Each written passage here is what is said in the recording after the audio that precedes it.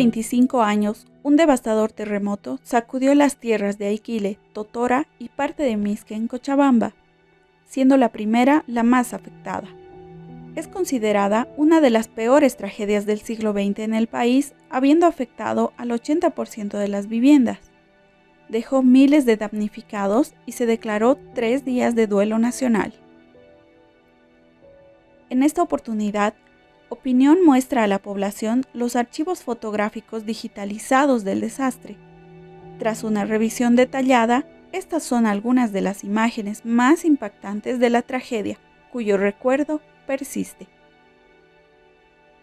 La fatídica madrugada del 22 de mayo de 1998 quedó grabada en la memoria colectiva de sus habitantes, quienes aún hoy recuerdan con claridad la furia de la naturaleza que dejó un rastro de destrucción a su paso. Este evento sísmico no solo marcó la historia de estas localidades, también simbolizó el inicio de una época de cambios profundos en Bolivia, tanto en el ámbito social y político como el de las comunicaciones. El terremoto tuvo una magnitud de 6.8 grados en la escala de Richter. Más de un centenar de personas fallecieron. Hubo 75 heridos y decenas de viviendas destruidas. Todavía queda en la memoria de varios habitantes cómo la tierra tembló e hizo caer los techos y muros de adobe de las viviendas, y cómo la gente salió despavorida de sus casas para evitar que troncos, adobes y calaminas caigan sobre ellas.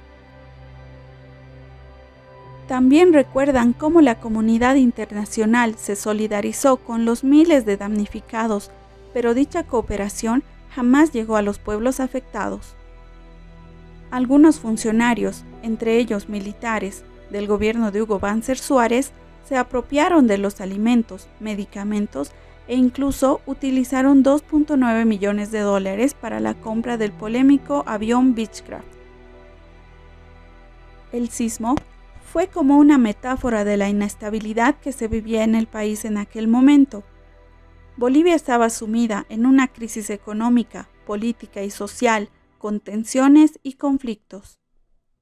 El evento trajo consigo la destrucción de hogares, infraestructuras y vidas, representando de manera simbólica el quiebre y la transformación que experimentaría Bolivia en la llegada del nuevo milenio.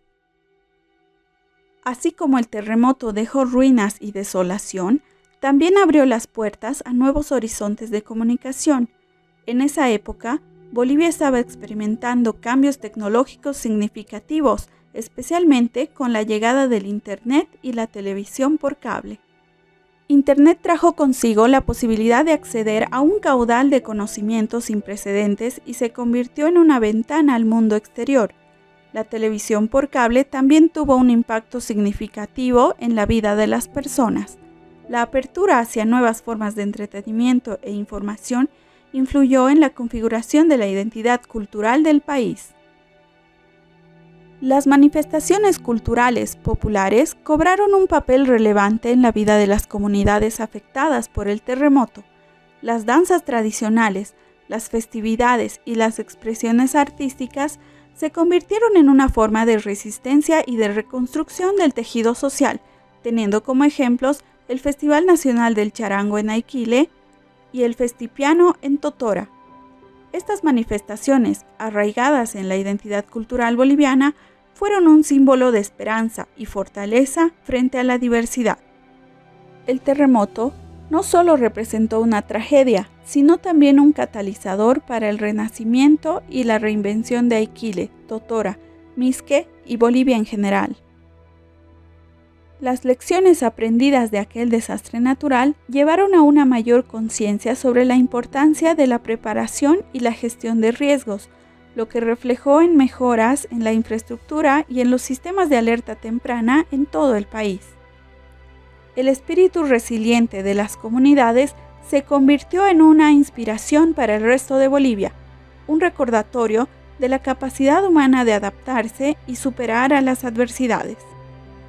El sismo y su impacto simbólico ilustran la capacidad de transformación y renovación que caracteriza a Bolivia y a su pueblo, quienes han sabido reconstruirse y abrirse un futuro lleno de posibilidades.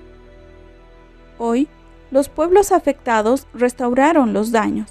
La actividad de los pobladores volvió a la normalidad, pero jamás olvidarán la madrugada del 22 de mayo de 1998, cuando la tierra tembló.